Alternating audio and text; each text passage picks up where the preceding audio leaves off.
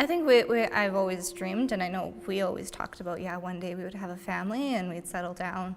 That was always kind of our hope and our dream for the future. About 2.5 years ago, we got pregnant for the first time and experienced a miscarriage on January 1st. Spent 2 days in the hospital. It's difficult. You kind of have this glimpse of, are we going to start a family? Is this real? Can we keep going? We started to plan again and found out on the second last day of the school year that I was pregnant again. And so we went through that summer and we hit the end of first trimester and we were like, yes, we did it. Everybody says that first trimester, if you get to the end of that first trimester, you're in the clear and you're good, you're safe. We started building built a nursery. Yeah. Started building the nursery. Planned with, bought all the stuff, planned with work, and we were ready to go. We had our baby shower at the fire hall, and everyone came and got everything that we needed. And I think a week later, I started my mat leave, and it was just time to be done work. So I was 37 weeks pregnant and went off on mat leave.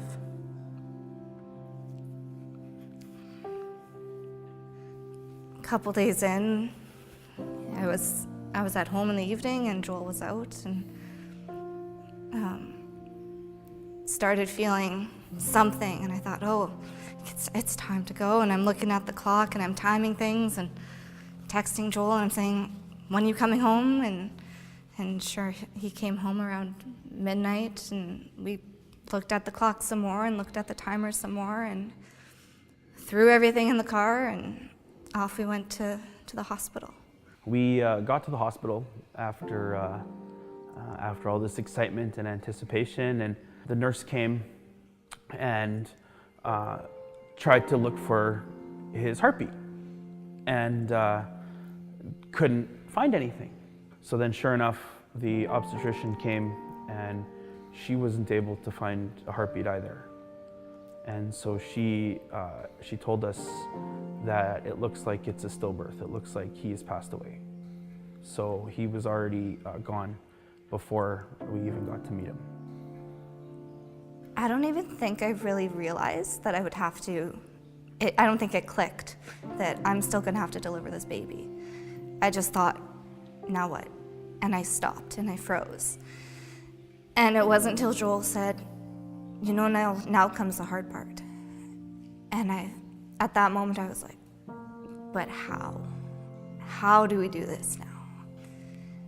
And we, just after 1 o'clock in the afternoon, delivered our son. And he was 5 pounds, 6 ounces. He was 19.5 inches long.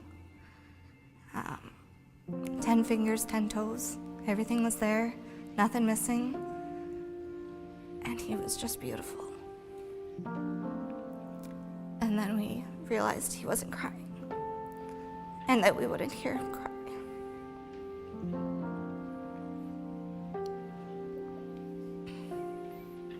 He was perfect. His name is Noah Aaron, and Aaron is after his grandfather.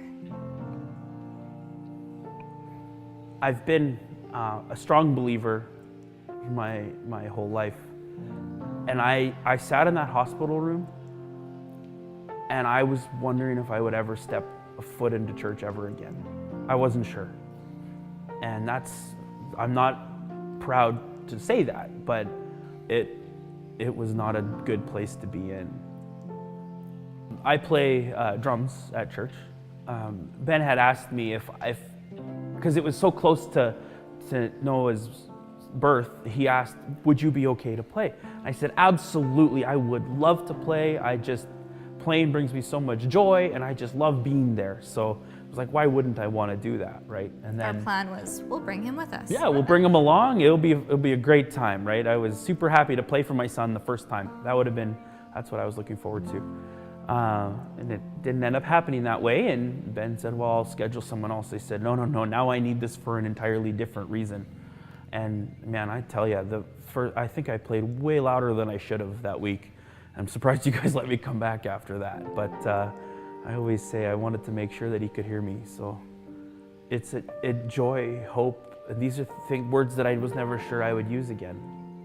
You know, sitting in that hospital room. I didn't sleep for 26 hours there.